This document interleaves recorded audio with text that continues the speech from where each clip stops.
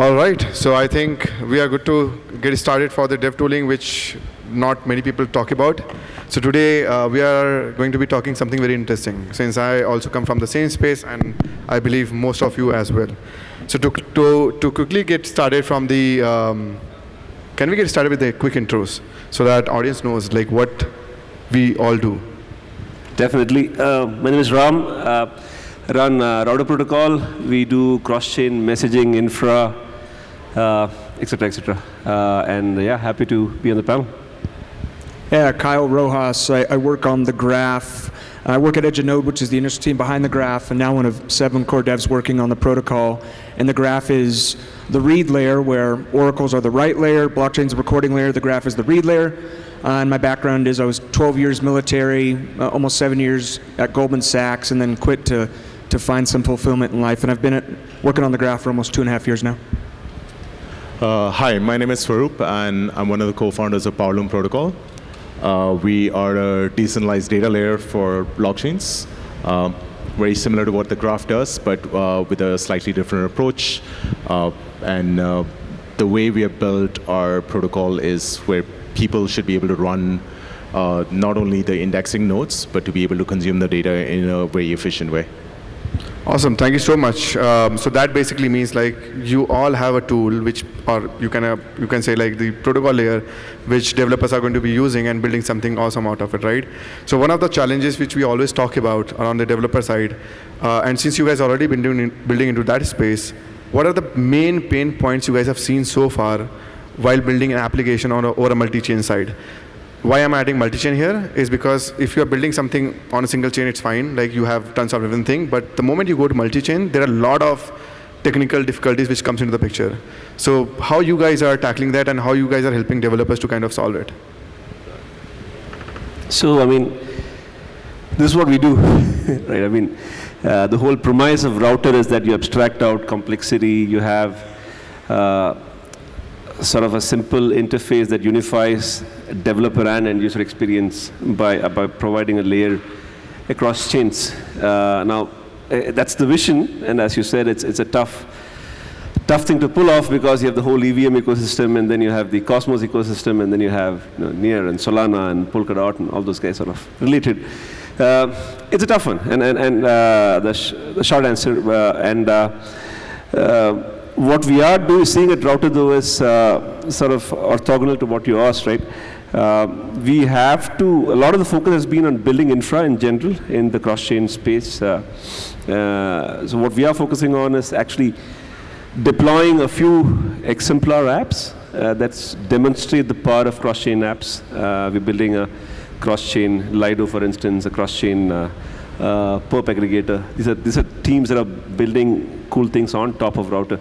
And the idea is that, once you have these sort of exemplar apps up and running, then other developers can see what can be built using the tooling that Router provides. And so that's one approach. Yeah, I don't know if that's the only approach. That's sort of the Terra playbook. If you remember, they had Anchor and Mirror and a few good dApps, and that became popular, and then they had a ton of adoption, right? Because what we're also seeing, and as a lot of developers will tell you, there is a lot of, the smartest developers are now basically grant hopping. Now they'll have a grant from, I hope there's nobody from Axelar or Layer 0, but yeah, they'll take a grant from Axelar, they'll take a grant from Layer 0, they'll end up building on Router, and tomorrow somebody else gives them a grant. So there's no fidelity. They are completely unfaithful because they're powerful. So what we realize is, you got to select developers well, incentivize them well, and have a sort of a milestone-based thing to sort of lock them in, but also have teams that work closely with you, with the core team, to build some dApps, right? So that's something that... So basically what you're suggesting is like what you guys do based on the Router, what I've understood is like building closer with the developers, helping them to build something which is more of a use case, which is in the real world side, and then not just attracting with the grant side. So that's exactly. I mean, you got to almost incubate/excubate these teams to sort of... Awesome, that's great. But what is your take on this, Kyle? I'd approach it from 2 different ways. From the actual dApp developer experience, the thing that's found best product market fit in the graph ecosystem is the assembly stripped API, so subgraphs. And right now, for each chain, you need a separate subgraph, because subgraphs aren't cross-chain compatible, data composable. And that's a friction point, right? We need to work on that. We are working on that to make sure we figure out cross-chain subgraphs. One thing we have done for that is in the ecosystem we came out with the REST-based API that enables cross-chain data composability as well as much faster syncing and indexing speed. But it takes time to build out. That's a REST-based API, so a lot more people know assembly script, so close to JavaScript than Rust.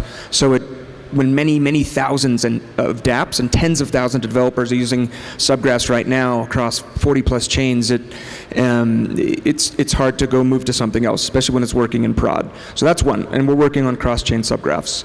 Another is from the chain integration standpoint. Right now, EVM chains are pretty, fairly close to plug and play, but non-EVM chains are a different animal. And I'd say one thing we came up with the ecosystem is called Firehose, where before Firehose or before this technology went in GA, it took 2 years to try to figure out how to index Solana, which is a beast of a chain, hundreds of terabytes, I think 700 terabytes or something.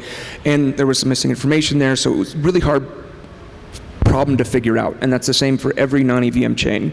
And so Firehose, what it does is it's essentially at the ETL-Q on the extract layer, extracts raw blockchain data, creates a flat file, essentially a protobuf repository, and enables you to go to the transform layer. But it's just a way to, after a few weeks or months, as opposed to multiple years, be able to go to a new EVM, a non-EVM chain. So those are two things that we're working on. One recently, over the past 6 to 9 months, was that Firehose thing, and now we're off to the runnings, and people, even with non-EVM chains, can go build it themselves, which is awesome to see, and that's what we believe in, the open source tooling, so people can go build it on themselves. They don't have to rely on the graph ecosystem to build it out for them, and so that's exciting. We're working with many dozens of non-EVM chains where before we just didn't have capacity to build it out. So those are two things that in a multi-chain world, from the chain integration standpoint, to actually be able to work on the data and index the data, to the cross-chain compatibility of data. That's great to hear. And how about you, Swaroop? Yeah, I think sort of been in the space for a while, both as developer, build developer tools, even run RPCs for a long time. I've sort of seen this pattern of developers having to sort of integrate with every chain, even if it's EVM chains, right? Every EVM chain sometimes has a different chain ID, and they make mistakes there. Then they have to connect to all these different infra providers, and that's usually where things sort of start to fail. And if there is a fail, then they don't know what happens. With our approach, we sort of made it composable in a way that, because there's a peer-to-peer network which reaches a consensus, so it actually doesn't matter if there's one chain or 100 chains. I know it sounds too good to be true, but I'm hoping there's my teammates in the audience who can probably talk more on the technical side.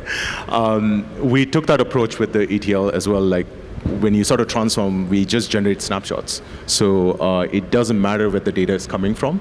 So when you're consuming, it's already ready to be consumed. The only challenge is, of course, you have to sort of pre-compute that. So the more chains that get added, there's some certain complexity. Right now, we are still focused on EVM because that's mostly where the data demand is. But as you sort of look at other non-EVM chains, like Solana and some others, it can be a little tricky, but it's easy for developers to sort of build use cases on top of ours. Awesome. So here's the toughest question, I think. And we all have been into this space for a couple of years now. That is not a decade for me at least, but if you guys have, then mostly just speak out very loud. But wanted to understand, like in the past 1 year, like if you ask me my experience, it's very different. But from your side, what have you seen so far in the developer tooling space? Is it grown, or is it on the same level what you have seen 1 year back, and we are still? So that basically, let me just summarize that question. Did we build anything in bear market or not in the tooling space? I think decentralized infrastructure is no longer an idea. And even 1 year ago, a lot of things were still getting to the point of actually proving they worked in production and then being able to scale. There's still a lot on the DX and UX that needs to be built out, because building on-chain protocols is freaking hard, and there's so many moving parts, and let's say Web 2 SaaS experience is easier, but they're not as resilient, they're not as performant. And also a year ago, decentralized let's say the graph network, the decentralized network, since then, it has been outperforming centralized tech. Uptime is unbeatable, query success rate, latency are on par, if not better.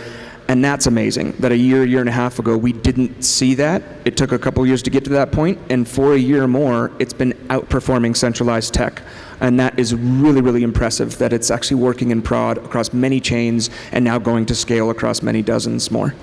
And how about the tools? Did we got the right tools for the developers? So, a bit of an orthogonal perspective here, right? There's another panel, and Aniket of Biconomy was mentioning this.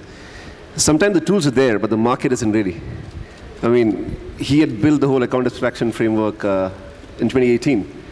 And we had built the cross-chain swap framework back in 2021, but Intents wasn't a very powerful narrative. So unless the narrative picks up, there's adoption, there's real demand.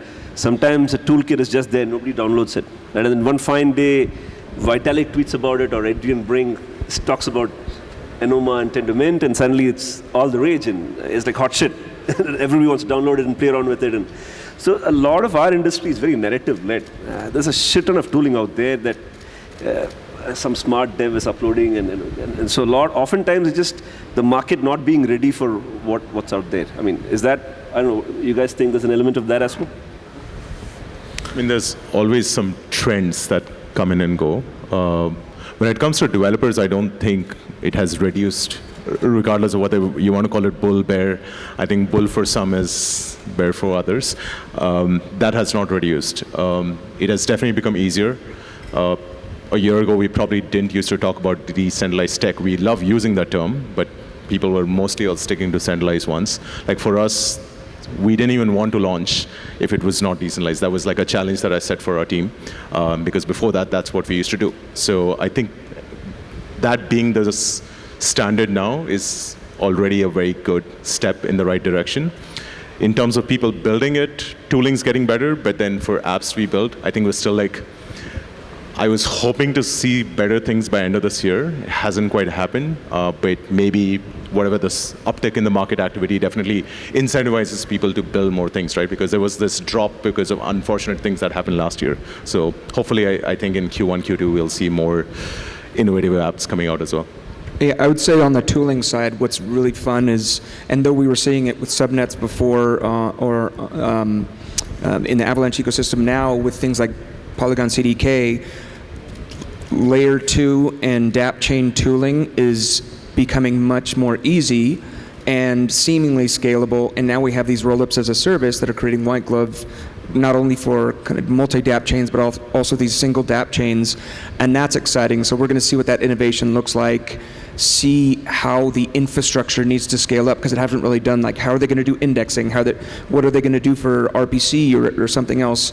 We don't know what that looks like yet, because it hasn't really happened in a big way, but the tooling's there, which is exciting, and people can launch a chain very fast, dApp chain or multi-dApp chain, and I think that's really exciting, that tooling to be able to launch on Orbit Stack, OP Stack, and the Superchain, Polygon CDK, and then everything else. What originally, Tendermint and even Polkadot was kind of looking for. Now in Ethereum, in the EVM space, you have that kind of modularity, which is really cool to see. So that basically means like we have improved ourselves in the past 1 year. Is it fair to say that on the tooling space? Yeah? Yeah, awesome. So let me get to the individual question a little bit and try to ask some of the personal project-related questions. And the first question is with the Ram. You guys have been building for a lot of L1s, L2s, and trying to bridge the liquidity gap also there. And as far as I know about you guys personally, as well on my personal level, is what you guys have achieved so far is like bridging the gaps between the different L1s and L2s. But as more and more L1s and L2s are getting built up, how you guys are coping up with it? And what are the things which you guys are doing better than anyone else into the market to drive more and more developer adoption so that more developer comes to you versus going somewhere else? No, this is a great question. I mean, if I wanted to lay up, this is exactly what I would have asked you to ask me. So this is great. So one of the things that we're doing, right? I mean, a lot of our other cross-chain competitors are focused on building a lot of infra.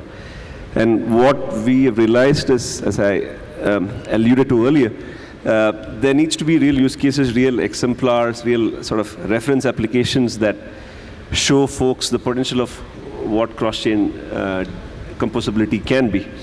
So to that end, we're sort of excubating a couple of dApps. We just released a cross-chain intents white paper. Actually, it's going to be released in the next week or so. It sort of lays out our thoughts on how you can use intents and cross-chain and build really cool composable cross-chain applications, dApps. From go-to-market perspective, between L1s and L2s, the other big thing is, with this intents framework, we're sort of moving away from the whole TVL paradigm, because bridging, at least in the popular narrative, this whole TVL metric, it's sort of an approximate metric, but it's sort of taken over the bridging space as well, right? I mean, but if you look at some of the larger names, right? If you look at Stargate, for instance, they've got 1.5 billion in TVL, but the opportunity cost of capital on that is huge. And then, so literally, they have to subsidize for every transaction through token emissions and the opportunity cost of capital. There's that aspect, and there's a whole security aspect of it, which is the TVL exposure to hacks, etc. So one of the things that this whole intent-based framework is sort of allowing us to do is bring on-demand dynamic TVL through, we call it forward flow, right? So there is going to be a paradigm shift, and it's up to projects like us to sort of show developers what can be done by sort of building some of these reference applications. That's amazing. So the next question is to you, Kyle, is around the graph. And if you can share the little bit of a roadmap of a graph, what you guys are currently at, and also just touch base on what is the biggest problem at this point of time graph is trying to solve in the market, or you can also touch base a little bit about 2024 roadmap as well, and what you guys are looking for next as we move forward into the next cycle. Yeah, I'll take again that in two parts. One is came out with a new roadmap called the New Era of the Graph, and that is a couple of things. One is going beyond just GraphQL, launching SQL, which is an important use case not only for Web3, but also for Web2 developers, right? Web2 data analytics, they're going to be using SQL, they're not going to go learn GraphQL. So that's an exciting thing to open the market to new folks within the Web3 space, as well as people now that are becoming very interested in the space. And another part of new types of data is using LLM technology to be able to tap into the many, many thousands of dApps and right around 53,000 plus APIs that have all this information indexed, but with LLM enablement, you can enable natural language queries, so a technical dev tool becomes a non-technical trove of data that people can simply put in natural language, and then the GraphQL query forms itself. And that's going to be really, really exciting, I think, and open up the world to a non-technical audience, as well as different types of data in general. The graph ecosystem thinking about how to make the graph, as it was always going to be, just the middle layer to enable everyone and get the most performant, largest amount of data, and we're going beyond just GraphQL in a lot of different ways. I would also say that working on the developer experience, and that goes to the second point of like what the hard things are. And as I mentioned early on, when you're building a decentralized protocol, it's not only tough on the supply side to make sure right now over 60,000 people making up the graph network on the supply side is tough, but on the demand side, the developers that are working on it, when they go and work on the graph network, it's not as easy as simply going to a Web2 SaaS company. The billing is more complicated. There are on-chain transactions. So that's something we've been working on. Now there's USDC subscriptions to abstract GRT, the work utility token, behind the scenes. But we need to get to the place of, the ecosystem needs to get to the place of, it doesn't even feel like you're paying something on-chain. We need it to get to, and we're working on a way to get to like a Web2 SaaS experience where you just put in a card or you put in something, you have recurring payments, there's no price variability. Even though queries are priced in USD, if you're holding GRT, there's price variability there. And so it'll be really exciting when the billing aspect feels like Web2 SaaS and just powered by decentralized technology that is more performant, but also the developer experience itself, the number of steps it has to do with on-chain transactions, abstracting that away is a really hard but really worthwhile challenge. Getting close to the product market fit in DX that we've had for decades, and those are like monumental challenges that we're working on, and I know we'll figure out in the near to midterm, maybe soon TM. So it's fair to say that now no longer we need GRT to access GRT ecosystem. Well, right now you can. On the user front. Right now you can use USDC subscriptions, and that's still on chain. You can also refill a billing balance with a non-US credit card via a fiat on-ramp called Banksa. So that's a big upgrade that you don't have to go to an exchange, transfer it to your wallet, and then put it into billing. It auto flows through, and there's a lot of smart contract work that's been done there. So the billing's gotten many multiples better. And what's cool is even if you're in USDC or you pay in credit card, GRT will simply flow to the ecosystem participants, again, 60,000 plus on the back end, and therefore you still have the incentive and disincentive model to make sure people are doing the right things, and that's really important, but also the developer experience. People can still use GRT in their billing balance. It's going to be the least expensive and fastest way to do it right now.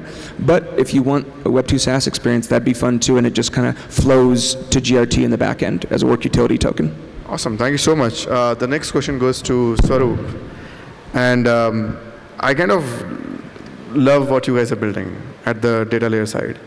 And my fascination towards you basically is how Powerloom can help companies or developers out there to solve the system composability issues out there. What does that basically mean? That basically means, like, let's say we have a data in different chains, different places, and all of those places. How the libraries and the things which you guys are building solves that at a scale, and what are your roadmaps, and how you guys are looking at?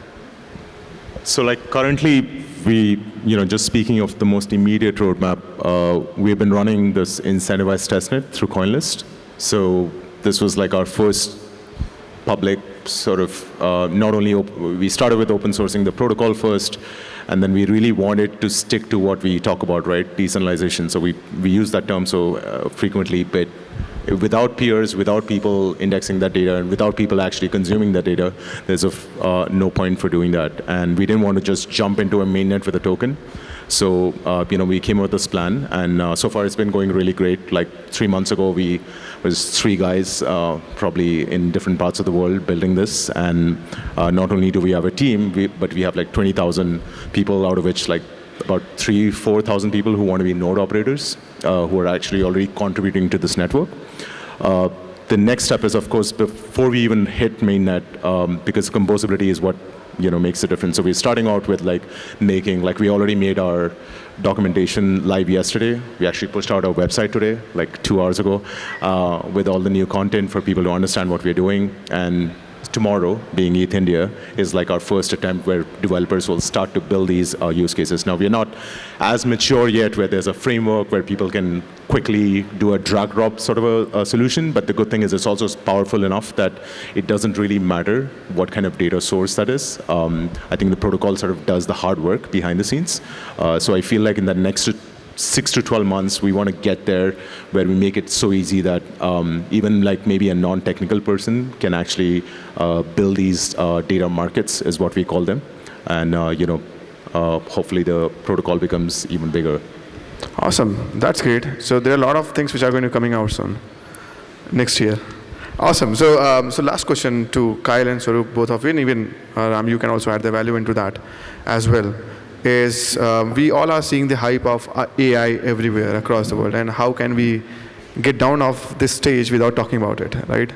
So what is your take on that, around the on-chain data? So we have been seeing AI on the data which are getting generated for generations and generations, but these on-chain data are not yet generations, right? They are still a decade older, and a lot of things which are happening to that space. What is every one of you, like you can be precise enough. We are also on time, so we'll try to make that happen. So what is your take on on-chain data? If you combine on-chain data with AI, what are the use cases that can be unlocked, and what are the possibilities which developers can look into to build upon? Any one of you can pick it up.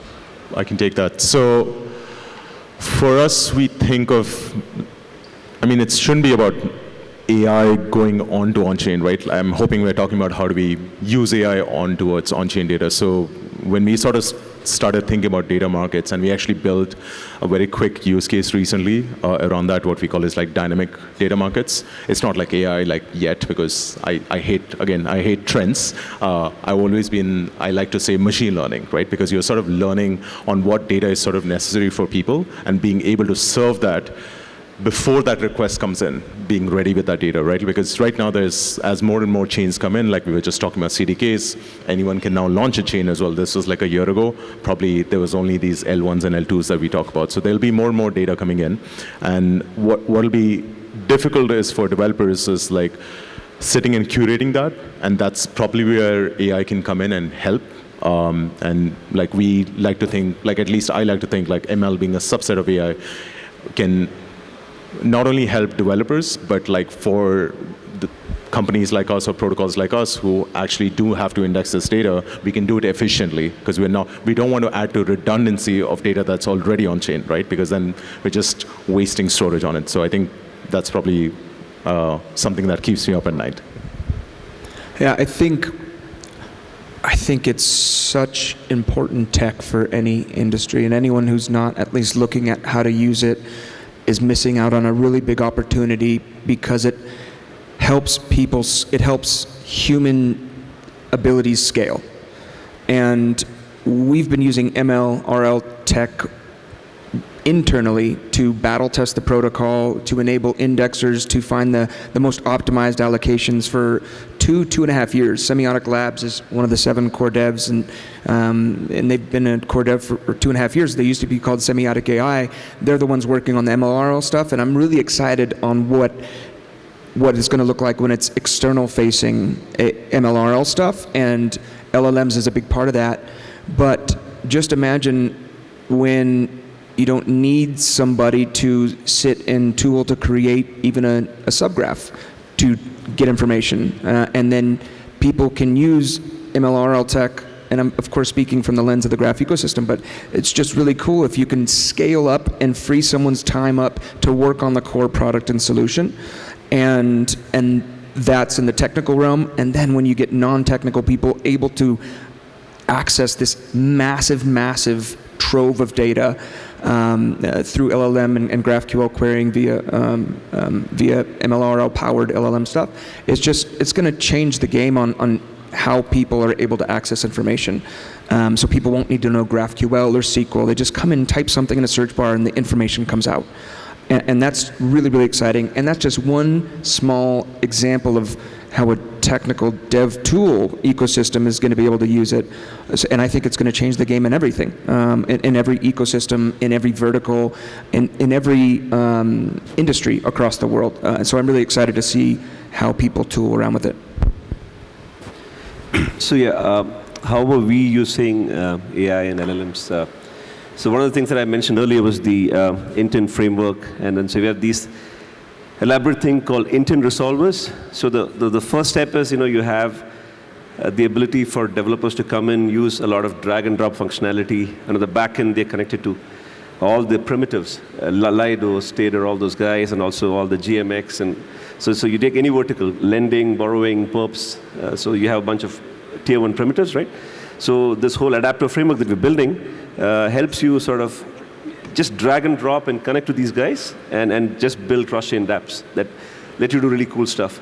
Now, the next step evolution that we're thinking there is basically an LLM model there where somebody comes in and say, listen, I want to deploy $100,000 and I want to get the best yield today, right? So over there, you can see it's like a ChatGPT UI enhancement, right? I mean, you're basically expanding Web3 to now a broader audience. That somebody can come in and say, I have $100,000, I want to get the best yield out there, irrespective of chain, irrespective of whatever. Obviously, I'll have some risk thresholds. I don't want to go into some random BSC farm, 150% and get rug pulled. But you can even set those parameters. So that's where a lot of our AI LLM efforts are, basically making the apps that are being built on top of Router, making them more user-friendly, making them more ChatGPT-like. So basically combine the data with the router, you have a magic. And just wrap it with the AI. and then put it on Spheron. So just wanted to like chill a little bit Spheron as well. But thank you guys, thank you so much. I believe we are on time. First time I completed on time. And thank you so much for being on this panel.